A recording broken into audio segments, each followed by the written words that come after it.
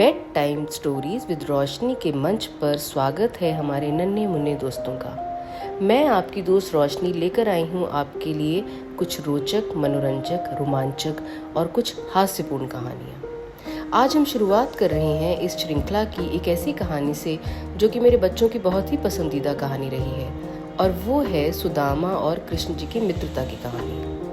सुदामा और कृष्ण जी की कहानियाँ भारतीय पौराणिक साहित्य में एक महत्वपूर्ण स्थान रखती हैं, और ये कहानियाँ महाभारत और भागवत पुराण में विस्तार से वर्णित हैं। यहाँ सुदामा और कृष्ण जी के बचपन के कुछ प्रसंग दिए गए हैं जो कि उन्होंने अपने गुरु संदीपनी के आश्रम में बिताए।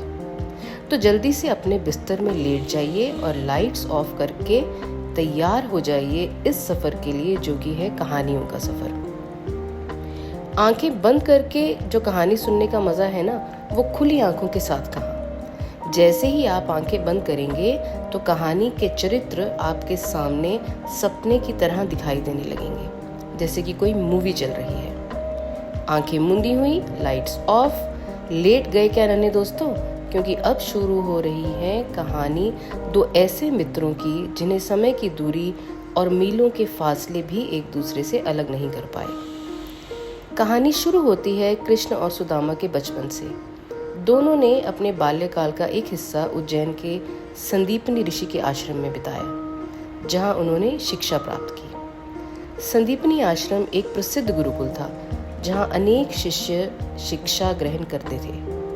कृष्ण और सुदामा की मित्रता यहीं से शुरू हुई थी। दोनों ही गुरु संदीपनी के प्रिय शिष्य थे और उनकी शिक्षा और सेवा में लगन से लगे रहते थे।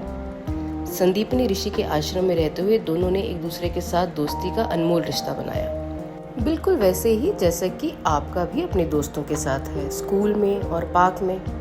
कृष्ण अपने मित्र सुदामा का बहुत ख्याल रखते थे और हमेशा उनके साथ अपने भाई जैसा व्यवहार करते थे। एक दिन संदीपनी ऋषि ने अपने शिष्यों को वन से लकड़ी लाने के लिए भेजा।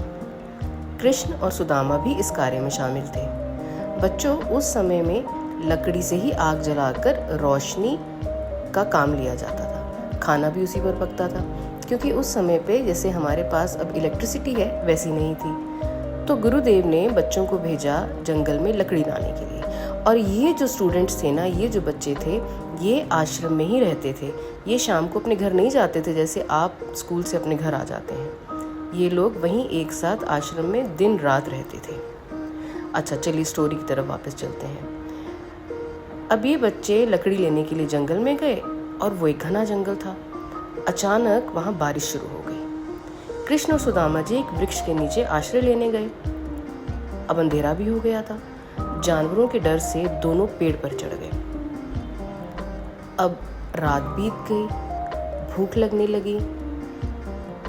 आश्रम में चलने से पहले गुरु माता ने सुदामा जी को खाने के लिए कुछ गुड़ चने दिए थे और कहा था कि तुम दोनों जंगल में जब जाओगे, भूख लगे तो खा लेना।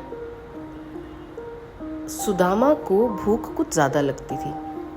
सुदामा ने सोचा, अगर मैंने इन चनों के बारे में कृष्ण जी को बताया तो हम दोनों को मिलकर खाने पड़ेंगे, मुझे उनके साथ बांटने पड़ेंगे, जो कि वो करना नहीं चाह रहे थे। तो उन्होंने सोचा कि चुपचाप ही मैं चने अपने पल्लू से निकाल कर खा लेता हूँ। चने खाने की आवाज़ से श्री कृष्ण को पता लग गया कि उनका मित्र कुछ खा रहा है, क्योंकि कट कट की आवाज़ आ रही थी। तो श्री कृष्ण ने सुदामा से पूछा, अरे मित्र, कुछ खा रहे हो क्या? तो सुदामा ने कहा, नहीं नहीं, ये तो सर्दी के मारे मेरे दांत कटकटा रहे हैं। श्री कृष्ण ने कहा, अच्छा, बहुत सर्दी लग रही है? सुदामा ने कहा, हाँ, बहुत सर्दी लग रही है। श्री कृष्ण ने कहा, अच्छा, कुछ खाने को होता तो अच्छा होता, क्योंकि खाने से शरीर में गर्मी आ जाती है। लाओ, वो जो गुरु माता ने चने दिए थे, हम दोनों मिलकर खा लेते हैं। ये सुनकर सुदामा ने कहा, अरे वो चने तो पेड़ पर चढ़ते समय मेरे पल्लू से नीचे कीचड़ में गिर गए। ये सुनकर श्री कृष्ण समझ गए कि सुदामा उनके साथ चने बांटना नहीं चाहता।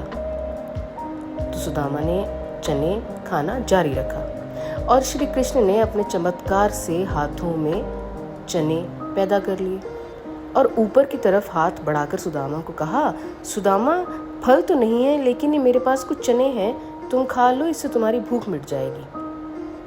सुदामा बहुत हैरान हुए, क्योंकि चने तो गुरु माता ने सुदामा को दिए थे।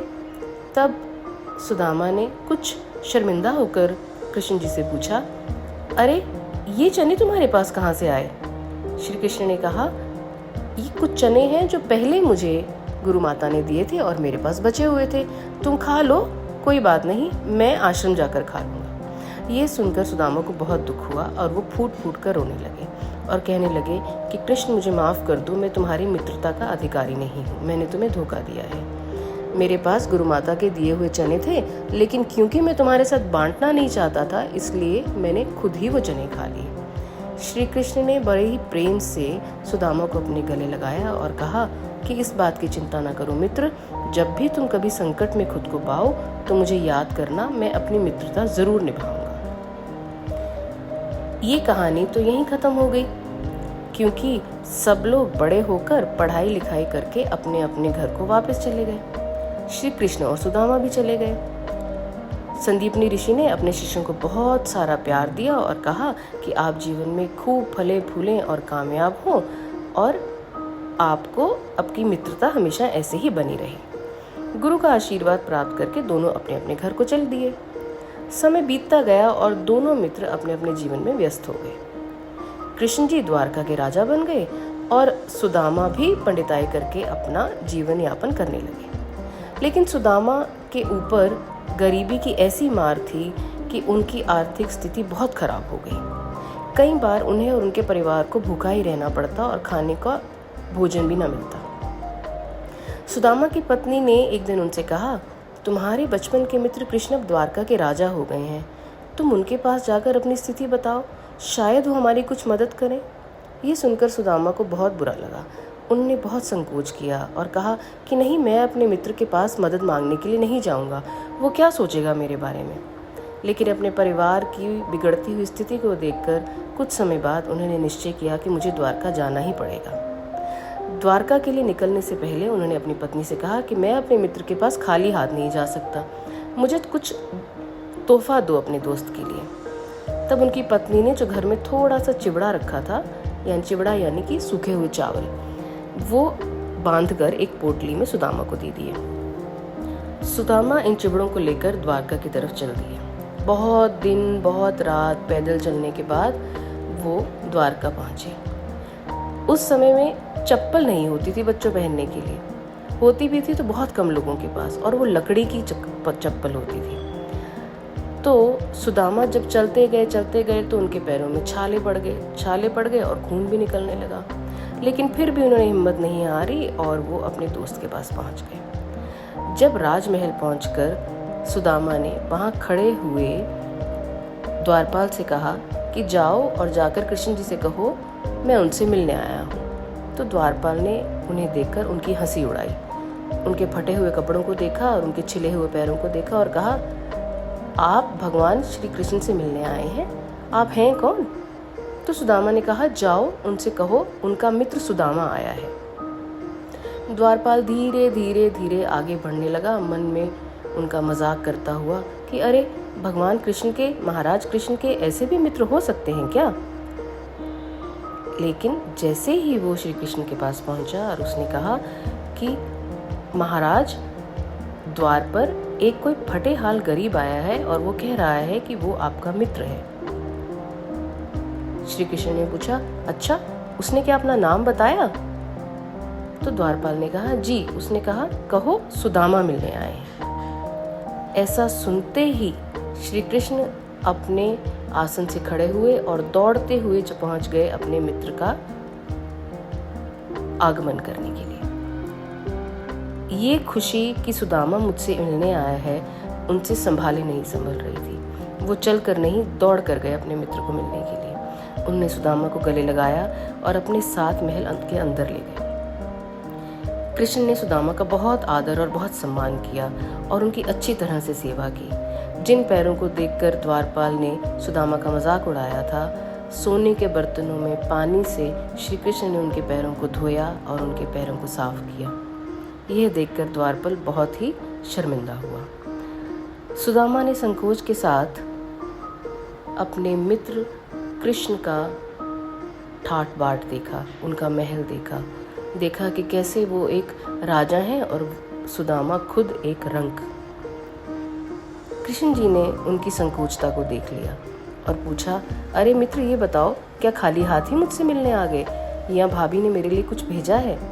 श्री कृष्ण की बात सुनकर सुदामा को वो जंगल की बात याद आ गई जहाँ उन्होंने गुड़ चने अपने मित्र से छुपा कर खाए थे।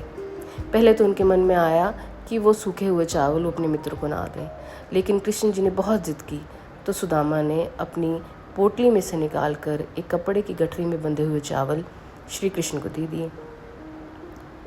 सुदामा अपनी गरीबी से बहुत ही ज़्यादा शर्मिंदा थे, लेकिन श्री कृष्ण का भाव देखकर उनकी आंखें भर आईं। श्री कृष्ण ने जल्दी जल्दी से वो गुठरी खोली और कहा, अरे मेरी भाभी ने मेरे लिए चावल भेजे हैं, वाह वाह, ये तो अमृत से भी बढ़कर है। उन्होंने 2 मुट्ठी भरकर चावल खा लिए। सुदामा ये देखकर बहुत गदगद हुए और खुशी के मारे उनकी आंखों से आंसू बहने लगे। उन्होंने प्रभु का बहुत धन्यवाद किया इतना सारा प्रेम उनके साथ बांटने के लिए। सुदामा और श्री कृष्ण साथ में समय व्यतीत करने लगे। 1 दिन, 2 दिन, 3 दिन, 4 दिन ऐसे बीत गए। सुदामा का श्री कृष्ण ने बहुत ध्यान रखा, बहुत भव्यता से उनका ध्यान रखा। फिर कुछ दिन बाद सुदामा ने सोचा कि मैं यहाँ तो इस भव्य महल में रह रहा हूँ और मेरे मित्र मेरा इतना ध्यान रख रहे हैं, लेकिन मेरा परिवार तो वहाँ गरीबी में है, वो तो दरिद्रता में है। ये सोचकर उनके मन में आया कि मुझे अब वापस चलना चाहिए, लेकिन शर्मिंदगी के कारण वो अपनी दरिद्रता का वर्णन अपने मित्र से ना कर पाए। उन्होंने अपने मित्र से आज्ञा ली और अपने गांव के लिए वापस चल पड़े। लेकिन मन ही मन चलते चलते उनका मन ग्लानि से भर गया और दुखी हो गया कि अब वो घर जाकर अपनी पत्नी और अपने बच्चों को क्या बताएंगे कि मैं तो आया था उनके लिए मदद का इंतज़ाम करने, लेकिन मेरे पास तो कुछ है ही नहीं। और उनके मन में ये भी आया कि श्री कृष्ण ने उनको चलते समय तो कुछ दिया ही नहीं, ये कैसी मित्रता हुई। बस इसी सोच में पड़े हुए सुदामा चलते चलते कई दिन बाद अपने घर पहुंच गए। जब वो घर की तरफ बढ़ रहे थे तो जिस मार्ग पर उनका घर था वहाँ उन्होंने देखा कि उनकी टूटी फूटी झोंपड़ी तो थी ही नहीं, वहाँ तो एक भव्य महल खड़ा था। ये सोचकर उनका दिल बैठ गया। उन्होंने सोचा, अरे मेरी पत्नी और मेरे बच्चों को लगता है किसी ने यहाँ से भगाकर ये महल बना दिया। मेरी पत्नी और बच्चे जाने कहाँ चले गए होंगे। वो रोते रोते महल की तरफ दौड़े और द्वारपाल से पूछा कि भाई, यहाँ एक मेरी पत्नी सुशीला और मेरे बच्चे रहते थे, वो लोग कहाँ गए? तो द्वारपाल ने उनका स्वागत किया और कहा कि ये आपका ही घर है और आपकी पत्नी और बच्चे अंदर सुरक्षित हैं। ये सुनकर सुदामा की आंखों से झरझर आंसू बहने लगे और उन्होंने मन ही मन अपने मित्र कृष्ण का बहुत ही धन्यवाद किया। सुदामा और कृष्ण की ये मित्रता संदीपनी आश्रम में शुरू हुई थी, जो आगे चलकर जीवन भर बनी रही। सुदामा ने अपनी गरीबी और कठिनाइयों के बावजूद अपनी मित्रता और भक्ति को कभी कम नहीं होने दिया। कृष्ण ने भी अपने मित्र सुदामा की भक्ति और प्रेम को सराहा और उनकी मदद की। इस कहानी से हमें ये ज्ञात होता है कि सच्ची मित्रता और भक्ति का मूल्य समय और परिस्थितियों से परे होता है। संदीपनी आश्रम में जो बंधन बना, उसने कृष्ण और सुदामा को जीवन भर के लिए एक दूसरे से जोड़कर रखा। भक्ति और मित्रता का ये पवित्र रिश्ता सभी के लिए प्रेरणा है। तो मित्रों, यहाँ खत्म होती है हमारी आज की कहानी, जो कि है श्री कृष्ण और सुदामा की मित्रता की कहानी। तो चलिए, अब समय हो गया है सोने का। आप लोग सोएं और मैं आपसे मिलूंगी जल्द ही एक नई कहानी लेकर।